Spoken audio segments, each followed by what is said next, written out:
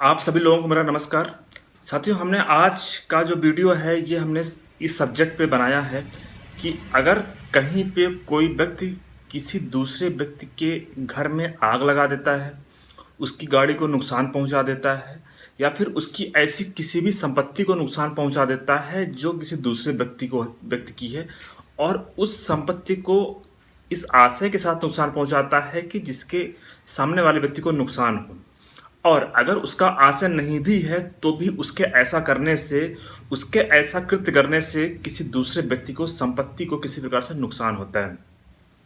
तो हमने जो आपको जो सब्जेक्ट बताया है साथियों, ये आपके लिए हो सकता है कि सिंपल एक लाइन में हो, लेकिन जब डिटेल में हम जब चर्चा करेंगे और आईपीसी की जो धारा है 435 और 436, जब इन दोनों धाराओं के बारे में आपसे विस्तार से चर्चा करेंगे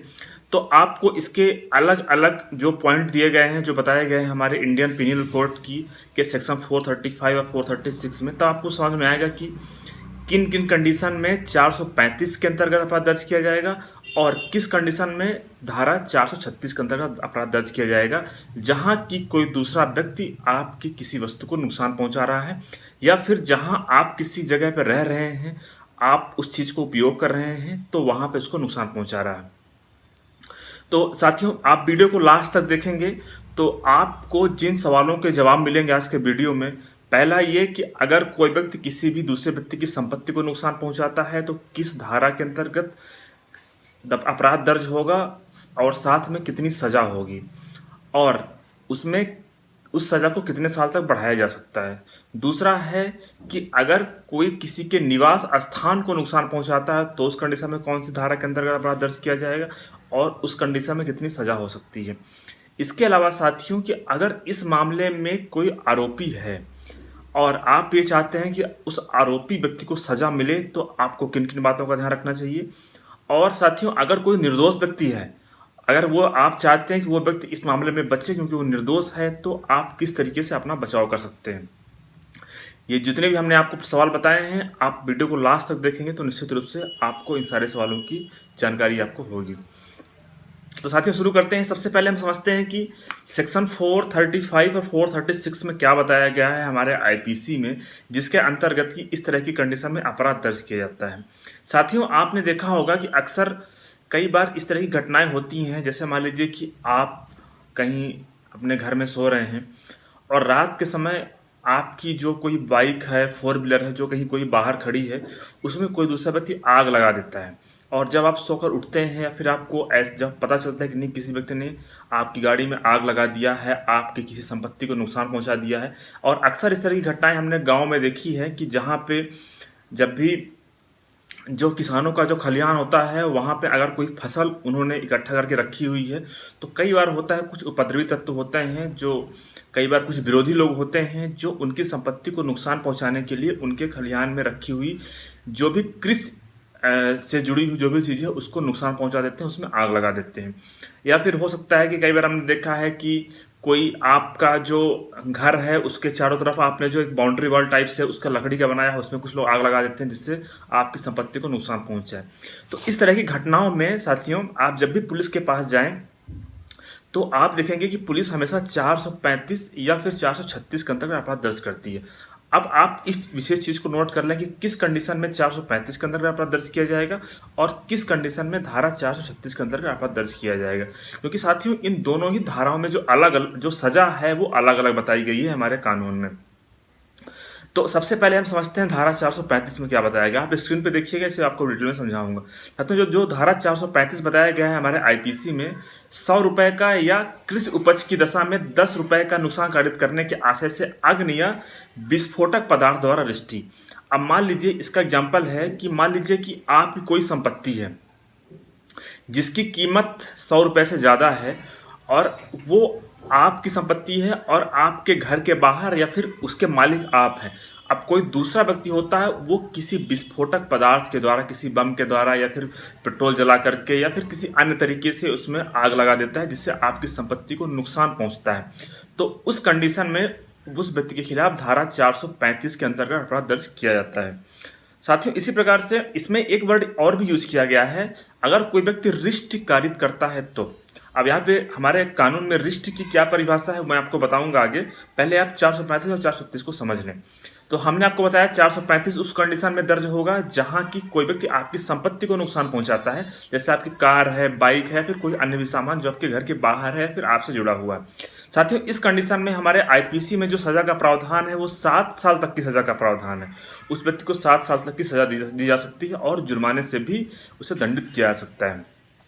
अब साथियों, जो दूसरी धारा है वो 436 है। अब साथियों, जो 435 और 436 में जो मूलभूत अंतर है, 435 की धारा वहां दर्ज होगी जहां आपकी संपत्ति को नुकसान पहुंचाया गया है, और 436 के लिए हम लिखते हैं वही वहां दर्ज होगी जो आप मान लीजिए किसी भी जगह को आप मानव निवास, किसी बिल्डिंग को आप अपने मानव निवास के लिए उपयोग कर रहे हैं, या फिर आप उसको पूजा पाठ के लिए इस्तेमाल कर रहे हैं, या फिर आप अपनी संपत्ति की अभिरक्षा के लिए उसको इस्तेमाल कर रहे हैं। अब साथियों, यहाँ पे जो हमने जो वर्ड यूज किया है संपत्ति की अभिरक्षा, इसका मतलब ऐसे मान लीजिए कि आपके घर के आसपास जो बाउंड्री आपने बना रखा है, या फिर आपने कुछ ऐसा आसपास बना रखा है जिससे कि आपकी संपत्ति की सुरक्षा हो रही है, अगर कोई उसको भी नुकसान पहुंचाएगा तो भी वहां पे 436 के अंतर्गत मुकदमा दर्ज किया जाएगा।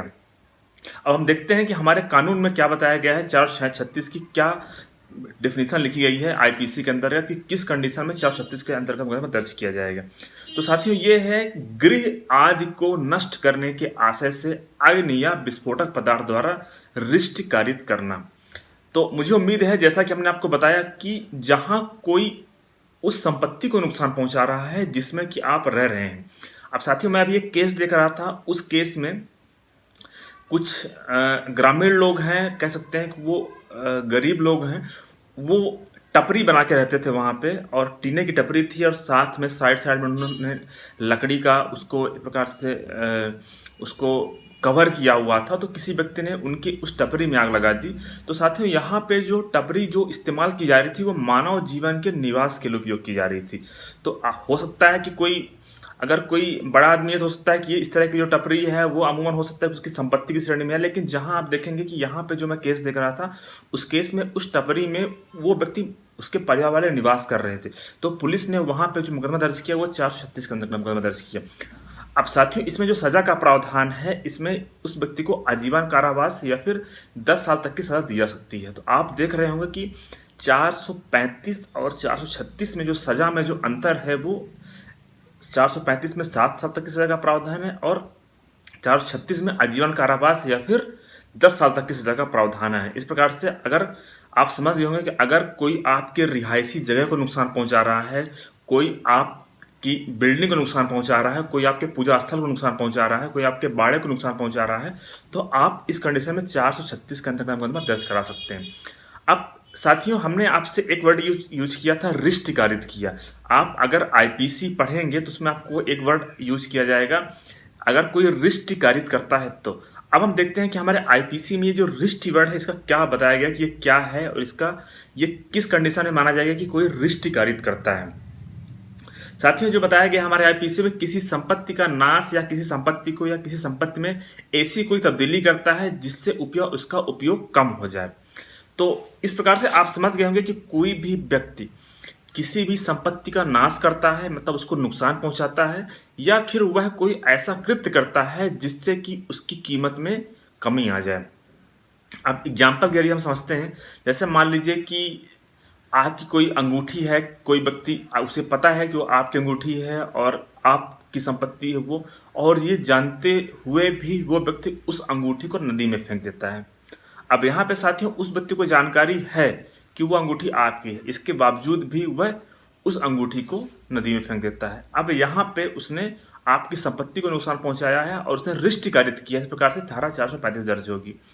इसी प्रकार से मान लीजिए साथियों, कोई आपकी कार में आग लगा देता है। अब जहां कोई आपकी, जबकि वो उसे पता है कि वो कार आपकी है, और उसे आग लगा देता है जिससे आपकी जो कार है वो जल जाती है। तो इस कंडीशन में साथियों धारा 435 के अंतर्गत अपराध दर्ज होगा, क्योंकि उसने आपकी संपत्ति को नुकसान पहुंचाया है। इसी प्रकार से साथियों, आपकी जो भी संपत्ति है जो आपसे जुड़ी हुई है, तो वहां पे अगर कोई भी व्यक्ति उसको नुकसान पहुंचाता है तो वहां पे यह माना जाएगा कि हाँ, इस व्यक्ति ने इसके अंतर्गत अपराध किया है। अब आप समझ गए होंगे कि धारा 435 और धारा 436 किस किस कंडीशन में दर्ज की जाती है। अब साथियों मैं आपको अपना अनुभव बताता हूं कि अगर आप इस केस में अगर आप किसी आरोपी व्यक्ति को कोई आरोपी है, कोई जानबूझ के कर रहा है, तो आप किस प्रकार से उसे सजा दिला सकते हैं। साथियों इस तरह के मामले हमने जितने भी मामले देखे हैं कोर्ट में, और जितने भी मामले में हमने पैरवी किया है, हमने ये देखा है कि इस कंडीशन में आई विटनेस का बहुत बड़ा रोल रहता है। जितने भी मामलों में कोई चक्षुदर्शी साक्ष्य है, कोई किसी ने इस घटना को आंखों से देखा है और उस घटना का वो वर्णन सही तरीके से कोर्ट में कर देता है, तो उस कंडीशन में आरोपी के जो सजा होने के जो चांस है, जो दोषी होने के चांस है, वो बढ़ जाते हैं। और साथियों अगर मान लीजिए आपने इस घटना को नहीं देखा है, तो अगर आपके आसपास कहीं कोई सीसीटीवी कैमरा है, अगर आपके घर में ही सीसीटीवी कैमरा लगा है, तो आप उसे जरूर प्रस्तुत करें। हाँ, कई बार अभी मैं एक केस देख रहा था, उस केस में पुलिस ने सीसीटीवी कैमरा तो प्रस्तुत किया, लेकिन आपको पता होगा कि हम जब भी कोई इलेक्ट्रॉनिक एविडेंस पेश करते हैं तो उसके साथ में 65B का सर्टिफिकेट भी प्रस्तुत करते हैं। अब साथियों 65B का जो सर्टिफिकेट हो सकता है आपके लिए एक नई बात हो, लेकिन मैं आपको ब्रीफ बता देता हूं कि जहां कोई आप इलेक्ट्रॉनिक आइटम यूज करते हैं वहां आपको कोर्ट को बताना पड़ता है कि हमने इस सिस्टम से डाउनलोड किया, वो सिस्टम सही कंडीशन में था, इसकी कस्टडी में था, वो सिस्टम सही काम कर रहा था, हमने अपने सामने इसको वहां से डाउनलोड किया। अगर आपने उस सर्टिफिकेट को नहीं लगाया है तो आप ये मान लीजिए कि आप उसमें कितना भी स्पष्ट लिख रहा हो, लेकिन उस सर्टिफिकेट के अभाव में हो सकता है कि आपका जो इलेक्ट्रॉनिक एविडेंस है वो साक्ष्य रूप में ना माना जाए। तो आप इस चीज़ का ध्यान जरूर रखें। और इसके अलावा साथियों इसमें आप इस बात का भी ध्यान रखें कि इसमें जो हियर से विटनेस होते हैं, मतलब जो किसी की कही गई बात पे जो भरोसा करके अगर आपने कोई स्टेटमेंट दिया कोर्ट में, तो अगर आप सोच रहे हैं कि इस आधार पे किसी को सजा हो जाएगी, तो आप समझ लीजिए उस व्यक्ति को सजा नहीं होगी। इसका मतलब ये है कि जैसे मान लीजिए कि वहाँ पे 2-3 गवाह हैं और उन गवाहों ने कोर्ट में जो बयान दिया कि मैंने उनसे ऐसा कहते हुए सुना था कि वहाँ पे उस व्यक्ति ने आग लगा दिया है। अब जहां पे उस व्यक्ति ने डायरेक्टली नहीं देखा है, उसने किसी की सुनी हुई बात को जो कोर्ट में स्टेटमेंट दे रहा है, वो हियर से विटनेस हो गया। इस तरह के जो विटनेस है इनका कोर्ट में वेटेज बहुत कम होता है, ना के बराबर होता है, आप ऐसा कह सकते हैं। तो अगर आप कोई आरोपी व्यक्ति है उसको सजा दिलाना चाहते हैं तो आप इस बात का ध्यान जरूर रखें। अब हमने जैसा कि अपने आपको बताया कि अगर कोई निर्दोष व्यक्ति है, अगर कोई जिसे झूठा फंसाया गया है, तो इसकी अपोजिट बातें उस पर लागू होंगी। अगर आप निर्दोष व्यक्ति की पैरवी कर रहे हैं, निर्दोष व्यक्ति यहाँ पे फंसा हुआ है, तो आप आई विटनेस को अच्छी तरीके से एग्जामिन करें कि ये घटना कितने बजे की है, उस टाइम आप कहाँ पे थे, आपने किसको देखा, आपने देखा उसके बाद आपने क्या किया, आपने जो व्यक्ति आया वो किस अवस्था में था, मीन्स कि किस कलर की ड्रेस पहने हुए था, या फिर किस साधन से वहाँ पे आया था, फिर उसने क्या किया, उसने माचिस से आग लगाई, या फिर उसने कोई बम फेंका, या फिर उसने और कौन सी एक्टिविटी की। जिस तरीके से अगर कोई व्यक्ति आपको झूठा फंसा रहा है तो उसके खुद के जो स्टेटमेंट है उसमें कहीं ना कहीं आपको डिफरेंस देखने को मिलेगा। तो इस बात का ध्यान जरूर रखें। और जैसा कि हमने आपको बताया कि अगर सीसीटीवी कैमरा प्रस्तुत किया गया है, अगर उसमें सर्टिफिकेट प्रस्तुत नहीं किया गया है, तो आप डिफेंस के रूप में इसे इस्तेमाल कर सकते हैं। और साथियों जैसा कि हमने आपको बताया कि हियर से विटनेस जो होते हैं, जो दूसरे की कही गई बात को बता रहे हैं, तो कोर्ट में आप इस बात को लेकर आपत्ति करा सकते हैं कि हियर से विटनेस, इसलिए इनका जो एविडेंस है, जो स्टेटमेंट है, उसको ज़्यादा वेटेज ना दिया जाए। मुझे उम्मीद है कि मैंने ये जो वीडियो बनाया है ये आपके लिए फ़ायदेमंद होगा। अगर कोई आपको झूठा फंसा रहा है, या फिर हो सकता है कि आप इस केस में किसी दूसरे व्यक्ति को जिसने जानबूझ के इस तरह का कृत्य किया है उसको सजा दिलाना चाहते हैं, तो निश्चित रूप से अगर आप ये वीडियो देख रहे हैं तो आपके लिए फ़ायदेमंद होगा। साथियों आप हमसे जुड़े रहिए, इसके लिए आप चैनल सब्सक्राइब करिए, ताकि मेरे जो भी वीडियो हैं आने वाले समय में आपको नोटिफिकेशन के जरिए प्राप्त होते रहें, और जो भी जानकारी मैं आपको वीडियो के माध्यम से उपलब्ध कराता रहूँ, आप उस जानकारी से अवेयर होते रहें। धन्यवाद साथी।